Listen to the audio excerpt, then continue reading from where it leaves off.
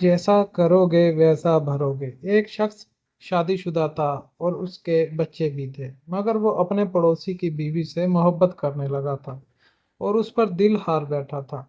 शैतान ने उसे बहकाया और एक चाल सूझी कि शायद वो इस औरत से अपनी हवस पूरी कर सके।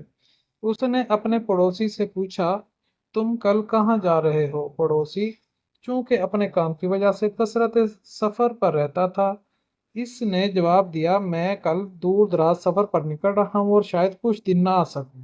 ये सुनकर वो बदनीयत शख्स मौका से फायदा उठाने के लिए बोला, मैं अपनी बीवी और बच्चों के साथ देहात जा रहा हूँ, वहाँ मेरे खेत हैं।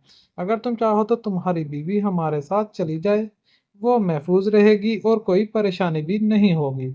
पड़ोसी ने उसे नेक और शरीफ समझकर इजाजत दे दी। बीवी ने भी इस बात पर रजामंदी जाहिर की, क्योंकि वो जानती थी कि साथ इसकी बीवी भी जा रही है।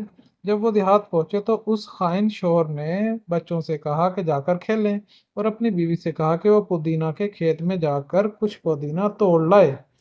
फिर वो खुद पड़ोसी की बीवी के पास आया और अपनी नापाक ख्वाहिश जाहिर की कि वो उसे अपनी ख्वाहिश पूरी करने दे, लेकिन वो शरीफ और पाक दामन औरत इनकार करती रही। इसने और लालच देने की कोशिश की। पहले 100 दिनार पेश किए, फिर 200, हत्ता के 500 दिनार तक पहुंचा, मगर औरत हर बार इसको इनकार करती रही। इसी असना में एक चरवाहा वहां से गुजरा। उसने औरत के रोने की आवाज सुनी तो करीब आकर हाल पूछा। औरत ने सारा वाकया सुनाया तो चरवाहा इस बदकार मर्द की तरफ मतवज्जो हुआ और तंजन बोला, ओ बेवकूफ, तू अपनी ख्वाहिश के लिए अपना माल लुटा रहा है, जबकि मुझे तो पुदीने के बाग में एक औरत खुद बगैर किसी कीमत के अपनी इज्जत पेश कर रही है, और वो औरत दरअसल इसी बद किरदार शख्स की बीवी थी। लिहाजा दोस्तों, जैसा करोगे वैसा भरोगे।